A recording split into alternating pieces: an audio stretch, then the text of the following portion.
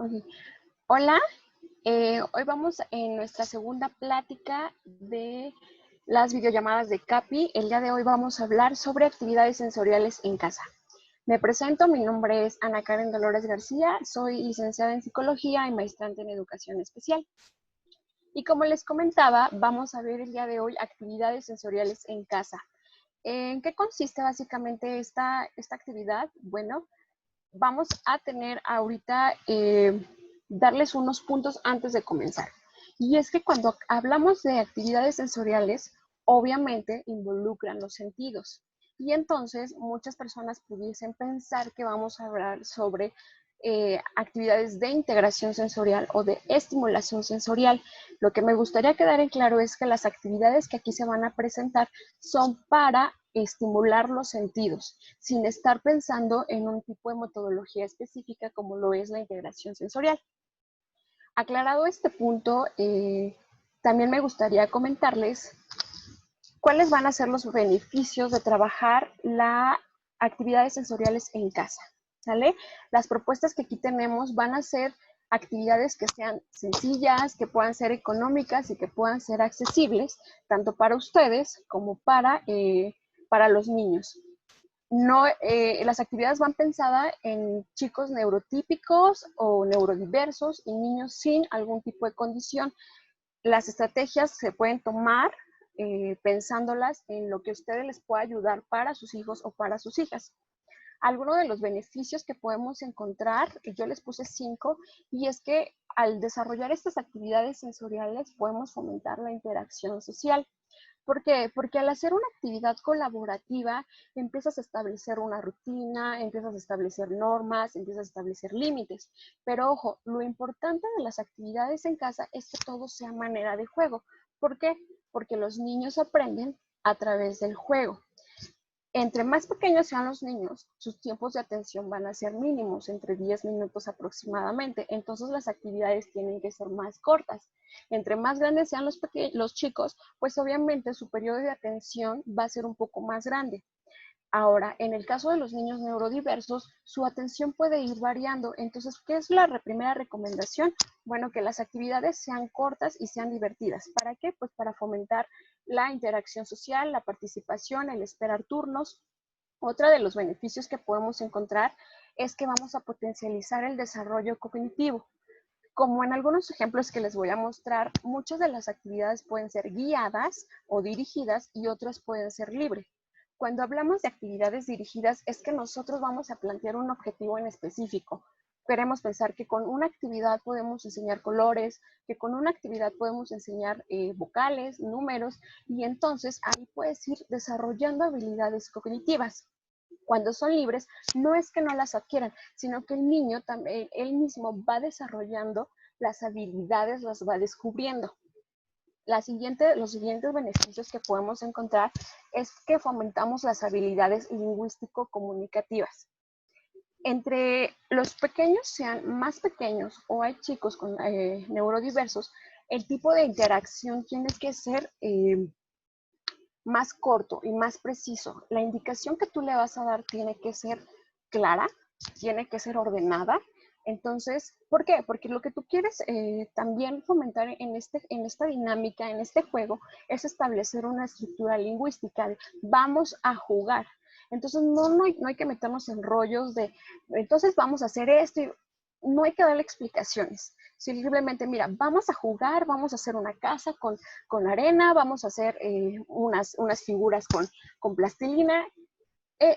Limitar el vocabulario no quiere decir que se lo vas a limitar a él, sino que le vas a dejar en claro qué es lo que van a hacer. Y entonces él comprende ese verbo o esa palabra y entonces comienza a hacer asociaciones, ¿sale?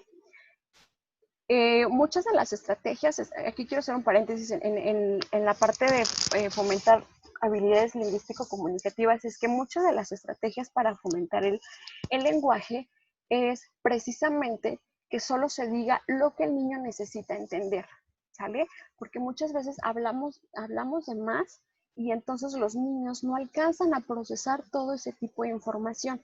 Entonces, si tú quieres asociar que el niño aprenda que es moldear, pues entonces vamos a moldear, ¿sale?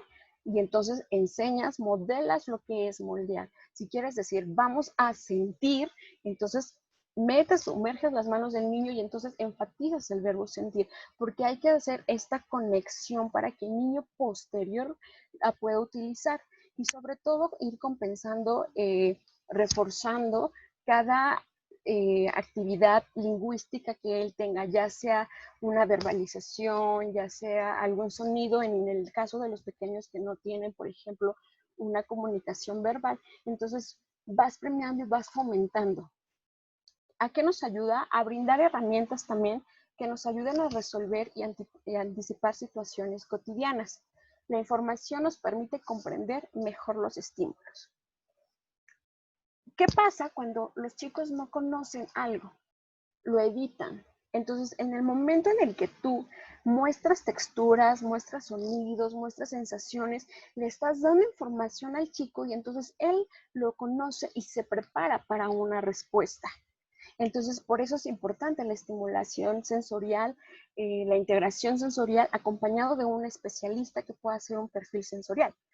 No lo podemos hacer únicamente nosotros porque vemos actividades, sino que cuando queremos aplicar ese tipo de estrategias debemos de ir acompañados con un especialista que nos dé el diseño de su perfil sensorial.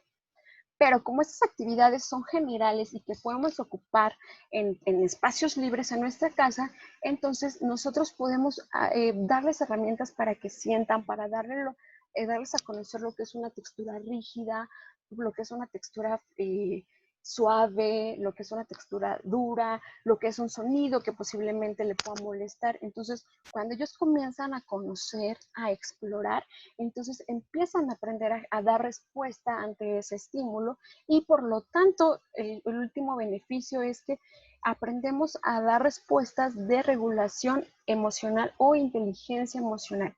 Porque cuando conocen lo que pueden esperar de un material, entonces pueden dar una respuesta favorable hacia esa actividad, ¿sale? Entonces, si van teniendo dudas, me las van escribiendo y con mucho gusto las vamos desarrollando. Estos son los beneficios que encontramos en las actividades sensoriales que vamos a platicar el día de hoy.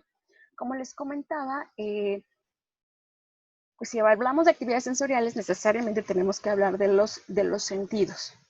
Nosotros conocemos nuestros 5 sentidos, que son los más llamados, los más hablados, que es el sentido gustativo, el sentido táctil, olfativo, auditivo y olfativo, ¿no? Son como los que generalmente siempre estamos hablando y estamos conociendo. Sin embargo, existen otros 2 que se han ido últimamente hablándose sobre ellos, que es el sentido propioceptivo y el sentido vestibular, que también son parte de nuestro sistema. Y existe otro sentido más del que casi no se habla, pero que es también igual de importante, que es el sentido interioceptivo, ¿sale? Entonces, con esta explicación quiero comentarles que existen 2 tipos de entradas, una entrada exterior y una entrada interior. ¿A qué me refiero con las entradas? Pues que los estímulos, llamemos estímulo aquella situación, aquel sonido, aquel sabor, aquel olor que entra o que nosotros percibimos, viene del exterior, es donde vienen nuestros 5 sentidos.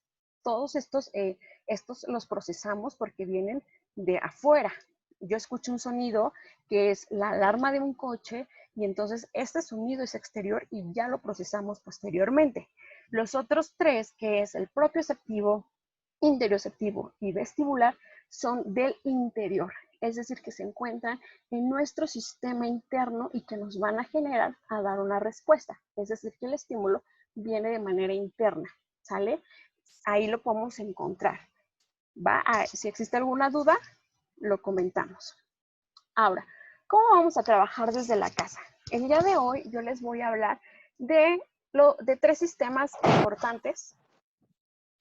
De 3 sistemas, ahí lo tenemos, es el sistema táctil, el sistema propioceptivo y el sistema vestibular.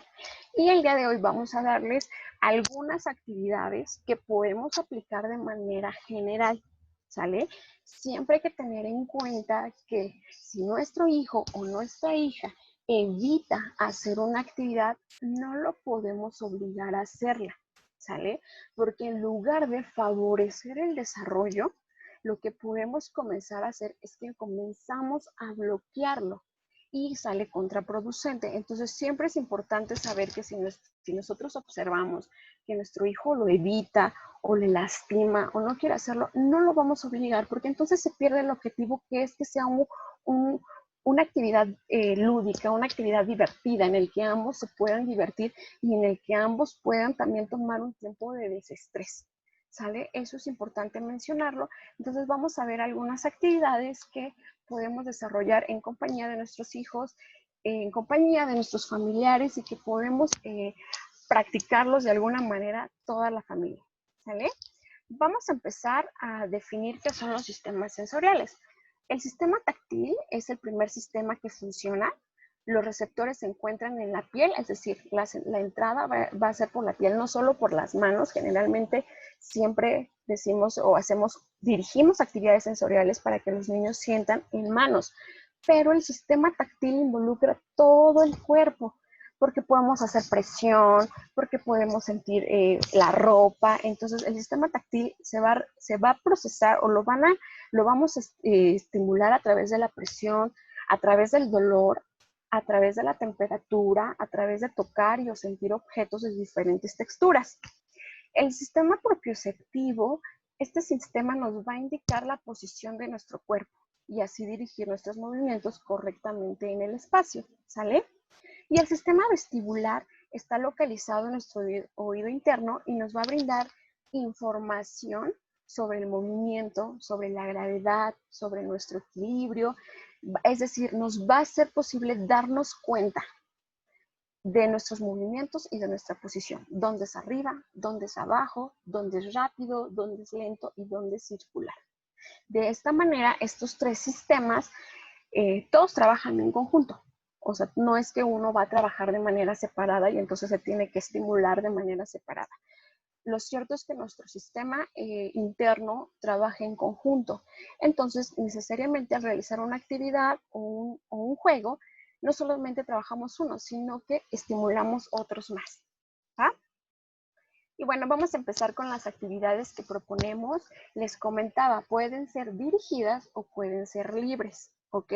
Lo importante es que sea a través del juego, que traten de divertirse también ustedes como papás, que traten de meterse al juego con ellos y sobre todo fomentar la interacción social y pasar un buen rato, ¿va? Uno de los primeros juegos que proponemos es el juego con plastilina y mesa. Hacer figuras con letras, además estimulamos la motricidad fina. ¿Por qué? Porque al momento de hacer estas presiones, indirectamente estamos ayudando al desarrollo de la lectoescritura o de uno de los prerequisitos de la lectoescritura. Entonces, si nosotros hacemos juegos y jugamos a que construimos un castillo y jugamos o muñequitos, en ese momento también tú estás fomentando la parte social del chico. Algunos van a requerir más apoyo. ¿En qué sentido? En que posiblemente no pueden hacer una presión fuerte. Bueno, pues entonces ahí tú lo tomas y lo haces junto con él, siempre y cuando, como les comentaba, ir respetando sus tiempos. No vamos a obligar, no vamos a decirle, ah, ¿cómo no? ¿No? Y lo tomas y lo presionas. Vas a ir fomentando poco a poco, en dado caso que el niño tenga una defensividad a esta actividad, bueno, poco a poco lo vas acercando, ¿sale? Otra actividad que podemos hacer es con cajas sensoriales. Si no podemos comprar cajas de plástico, seguramente tenemos en la casa cajas que sobraron de pizza, cajas que nos han sobrado o charolas de nuestros trastes. Entonces, ¿qué podemos ocupar? Semillas, ¿sale? A través de las semillas también fomentamos esta entrada, esta información sensorial de lo áspero, de lo grueso, de lo suave. Hay niños que les gustan más las lentejas, bueno, pues ponemos lentejas. ¿En qué momento puede ser dirigida? Cuando tú decides planear una actividad específica. Por ejemplo, dices, bueno, yo quiero que mi chico aprenda, aprovechando, voy a enseñarle a clasificar por colores, ¿no? Y entonces, bueno, no tienes cuentas, pero te das cuenta que tienes muchos foamies de colores, pues los recortas, les haces allí un agujerito y los metes, y entonces fomentas a que el niño meta la mano, y entonces, mira, aquí vamos a poner los azules, ¿no? Y los va uniendo. Y son actividades que pueden hacer juntos. A ver, vamos a echar competencias, a ver quién gana. Yo voy a poner los azules y tú los rojos, ¿no? Y entonces empiezan a ir clasificando. Si se dan cuenta, son actividades que están a nuestra mano, y que podemos hacerlo o transformarlas en unas actividades divertidas. Tenemos las bolsas sensoriales. Estas de repente pueden ser un poco más caras. ¿En qué sentido? Bueno, pues que a veces necesitamos texturas como son el gel, como es aceite, y de repente no tenemos, pero también podemos meter ahí semillitas, podemos meter talco, podemos meter arenitas, podemos meter juguetes de los niños. Y entonces, ¿qué tratamos de hacer? Bueno, pues fomentar su curiosidad, fomentar su creatividad en el que ellos puedan ir diseñándolas de las maneras que ellos se imaginen.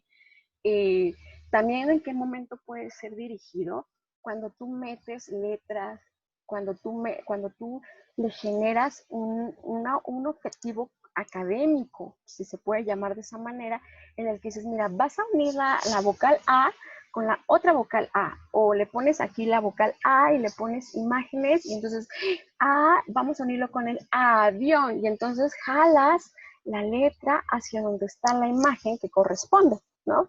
Entonces, en ese momento se vuelve dirigido, pero si se dan cuenta, también pueden ser actividades muy divertidas. Después tenemos los masajes con colchonetas o con pelotas. Ya decíamos que no solamente se trata de las manos, sino que también todo nuestro cuerpo puede recibir información sensorial. Uno de ellos nosotros hablábamos que era la presión, ¿no? Lo que está fuerte, lo que está ligero.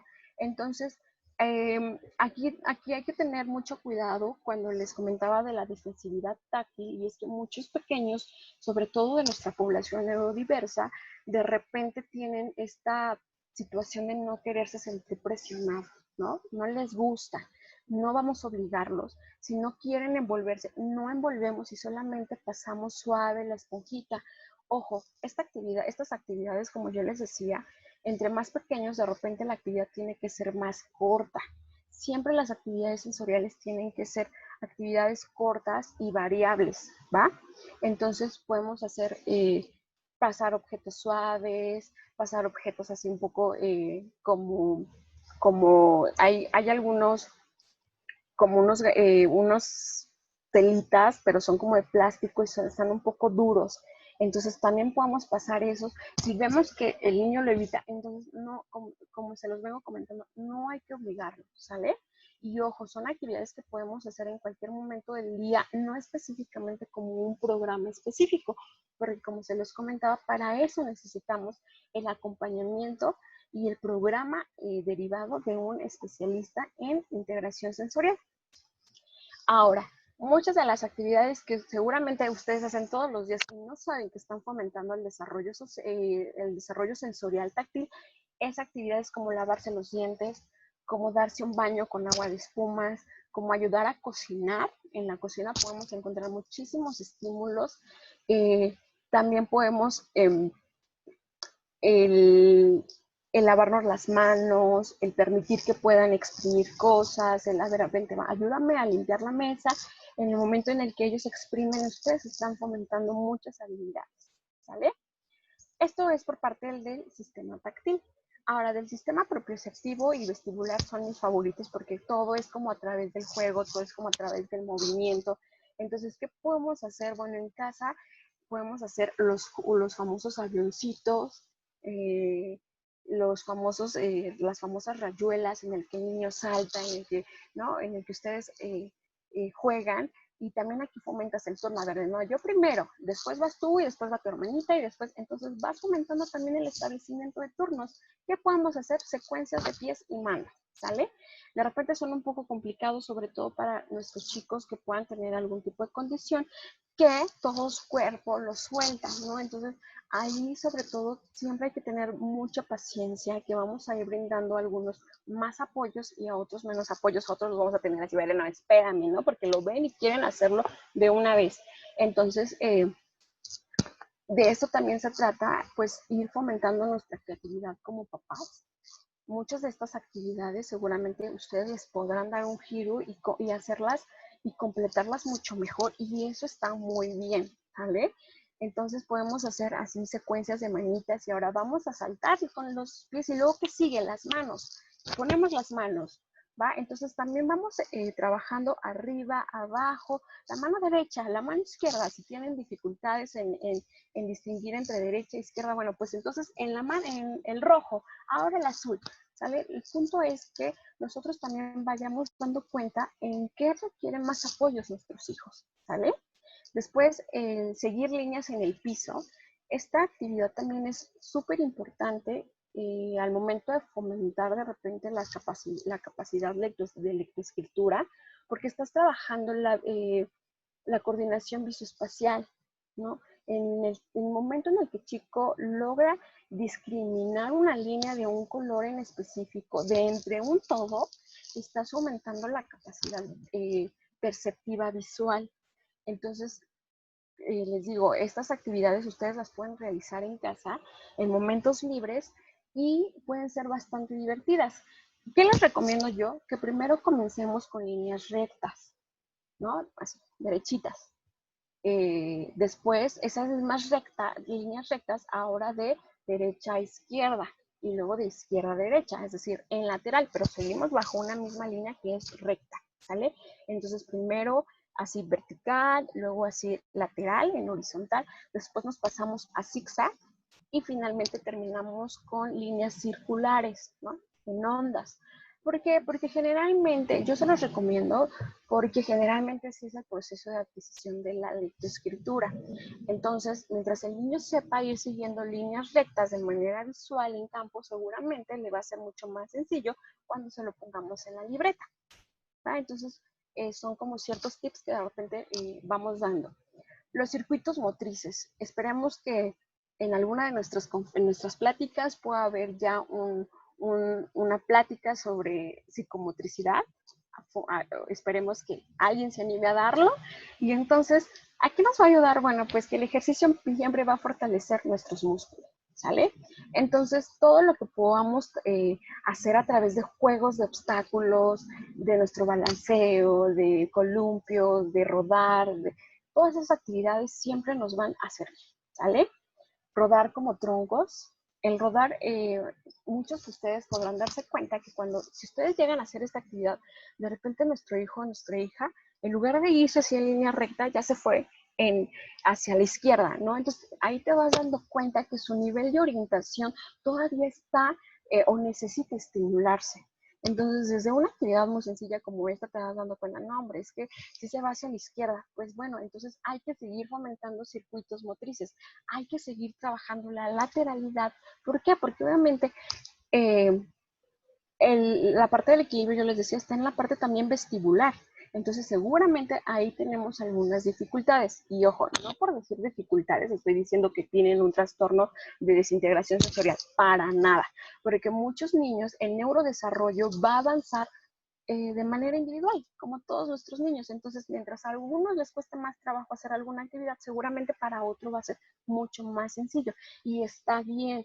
No podemos, en el caso de si ustedes tienen hijos, no podemos hacer esta comparación de, es que mi hijo a esa edad ya podía hacer eso, porque entonces nos vamos a generar estrés a nosotros y entonces vamos a presionar a nuestros hijos para que puedan alcanzar esa actividad.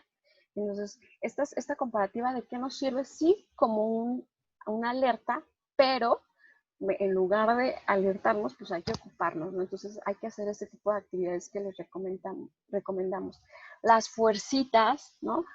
Vamos a ponernos, entre los hermanos pasa mucho que a ver quién gana, a ver quién es más fuerte.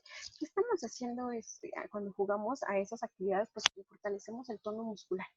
El tono muscular nos va a servir para la marcha, para el salto, para las actividades de motricidad fina. Entonces, son buenos ejercicios, hay que fomentarlos, hay que hacerlos como parte del juego y como una rutina en casa. ¿Qué actividades cotidianas lo hacemos sin darnos cuenta? Cuando les pedimos que nos ayuden a limpiar. Barrer es una tarea que para muchos puede ser muy complicada porque involucra mucha coordinación, tanto de nuestra lateral izquierda como de nuestra lateralidad derecha. Limpiar mesas, limpiar vidrios, aspirar, secar, ayudar a que carguen objetos, obviamente de acuerdo a sus capacidades. No le voy a poner a un niño de 1 año cargar las bolsas del súper, porque obviamente no lo va a poder hacer, pero sí puede llevar, por ejemplo, el pan, el pan para sándwich, ¿no? El pan integral, el pan blanco, si lo pueden llevar y pueden ir cargando. El cargar también es una actividad que ayuda a posicionar nuestro cuerpo, ayuda a darle conciencia a nuestro cuerpo del peso, ¿sale? A pasar las frutas de un lado a otro, a mover los muebles. Todas esas actividades fomentan la parte sensorial, ¿va? Y bueno, una de las últimas actividades o sugerencias para seguir estimulando el sistema vestibular son los juegos con pelotas. Estas pelotas grandes, jumbo, nos pueden ayudar muchísimo porque nos dan mucha información de nuestro cuerpo, boca abajo, boca arriba, hacia la izquierda, hacia la derecha. Muchos de nuestros chicos tienen mucho gusto por estas pelotas, ¿no? Porque se balancean. ¿Por qué lo hacen? Pues porque de repente reciben información que les está haciendo falta. ¿En qué momento la podemos aplicar el sistema vestibular? Si se dan cuenta, cuando patinamos, cuando andamos en bici, cuando saltamos en un trampolín, hasta cuando subimos y bajamos escaleras, estamos ayudando a nuestro sistema vestibular. Estamos dando demasiada información sensorial que le va a servir al chico, a nuestros hijos, pues para ir desarrollando otras habilidades. Es por eso que siempre remarcamos que la primera infancia, y no solo la primera infancia, la primera, la segunda y la tercera, es importante el juego. Y hasta de adultos es importante que aprendamos a jugar y a divertirnos con nuestros hijos. Porque a veces nos dicen, oye, vamos a jugar, y nosotros, ay, no, ¿no? Y entonces fingimos y como que, sí, wow, ¿no? Y no es real, para los chicos no es real. Lo importante es que también como nosotros como papás nos divirtamos junto con ellos. Y bueno, con los columpios, columpiarse, ya sea con una hamaca o improvisamos con una cobija, hay que tomarlo de los pies y de las manos, ¿no? Y hacer este juego de balanceo. Si es que tu pequeño no le gusta, no hay que presionarlo, ¿no? Si tú lo quieres ir llevando poco a poco, bueno, pues entonces abrázalo y solo vale el balanceo, ¿no? Y poco a poco lo vas llevando a la exposición de ese estímulo más grande. Ahora, solamente como tip, el movimiento lineal calma. Generalmente siempre va a generar una sensación de calma. ¿Por qué? Porque así generalmente sucede en el vientre materno, ¿no? Cuando en el vientre materno generalmente el movimiento siempre es lineal. Por lo tanto, entonces en nuestro registro, en nuestra memoria, guardamos que ese tipo de movimientos nos puede generar tranquilidad, a comparación del movimiento circular, que nos puede alterar o en su caso nos puede generar mayor actividad. Y bueno, siempre el balanceo va a estimular el lenguaje, por eso es tan importante el gateo, por eso es tan importante actividades motrices desde que somos pequeños. Y bueno, esas son muy pocas actividades que les traemos como recomendación que pueden fomentar en casa. Esperemos más adelante traerle más actividades que tengan que ver con los otros sistemas sensoriales y que seguramente también tienen que ser a través del juego y que seguramente muchos de nosotros lo estamos llevando a cabo y no sabemos ni siquiera que estamos fomentando un sentido, ¿sale?